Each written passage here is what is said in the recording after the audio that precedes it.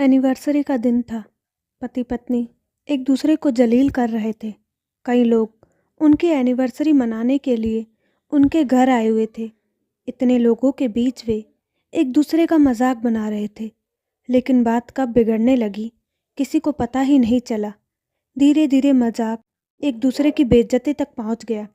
अब वे एक दूसरे को नीचा दिखाने लगे। पार्टी में आए हुए बाकी लोग सिर्फ तमाशा देखकर खुश हो रहे थे। किसी ने उन्हें रोकने की कोशिश नहीं की, उल्टा सब हंस रहे थे। लेकिन हद तो तब पार हो गई जब पत्नी ने यह कह दिया, तुम्हारी औकात ही क्या है मेरे सामने। यह सुनकर पूरा माहौल सन्नाटे में बदल गया। पति निशब्द हो गया।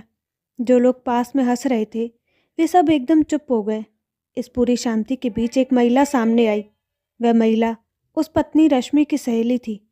पति का नाम राहुल और पत्नी का नाम रश्मि था।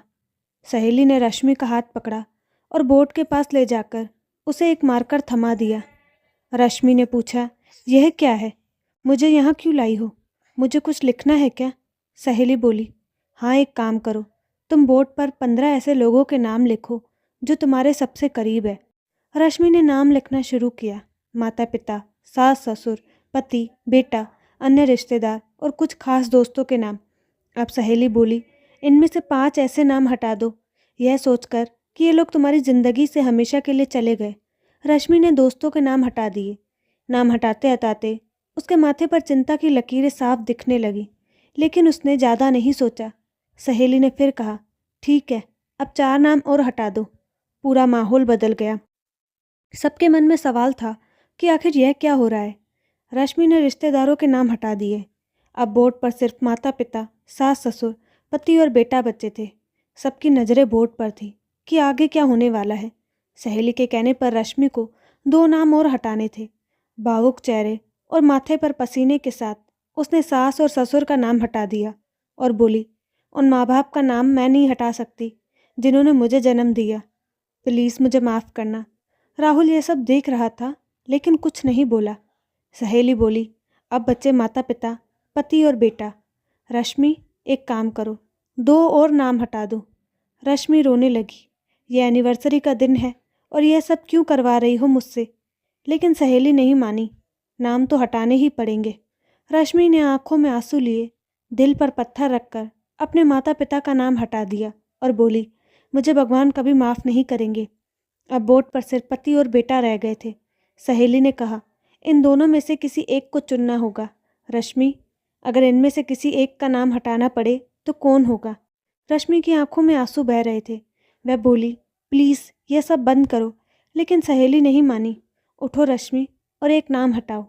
करीब 15 मिनट सोचने के बाद रश्मि ने आंखों के साथ आंसुओं के साथ अपने बेटे का नाम हटा दिया। सब लोग शॉक्ड रह गए कि एक माँ अपने बेटे का नाम कैसे हटा सकती है।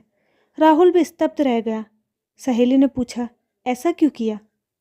एक माँ होकर अपने बेटे का नाम हटा दिया और पति को चुना। रश्मि बोली, माता पिता, सास ससुर आज नहीं तो कल भगवान के पास चले जाएंगे। यह कुदरत का नियम है। बेटा शायद अपनी शादी के बाद मुझसे अलग हो जाएगा। हो सकता है कि मुझसे दूर हो जाए, शायद मेरी सेवा करे या घर से भी निकाल दे। आज की पीढ़ी का क्या भरोसा। लेकिन राहुल जो मेरा पति है वह मुझे कभी नहीं छोड़ेगा। आखिरी सांस तक मेरा साथ देगा, मेरी रक्षा करेगा, मेरी देखभाल करेगा। मेरी हर ज़रूरत वही पूरी करता है, मेरी हर जिद वही पूरा करता है। राहुल की आंखों से कब आंसू बहने लगे उसे खुद भी पता नहीं चला। पूरा माहौल बदल गया। वहाँ मौजूद सभी लोग रो पड़े। सहेली बोली, जिस पति से तुम्हें इतनी उम्मीद है उसी पति की औकात की बात तुमने सबके सामने कही। रश्मि दूर से ही रो पड़ी और राहुल से माफ़ी मांगी। राहुल ने भी रश्मि से माफ़ी मांगी। उस दिन दोनों को एक दूसरे की कीमत का एहसास हुआ। ऐसी एनिवर्सरी शायद ही पहले किसी ने मनाई होगी। सहेली ने रश्मि को सही रास्ता दिखाया और परिवार को यह सिखाया कि रिश्ते मजाक और तमाशे के लिए नहीं होते।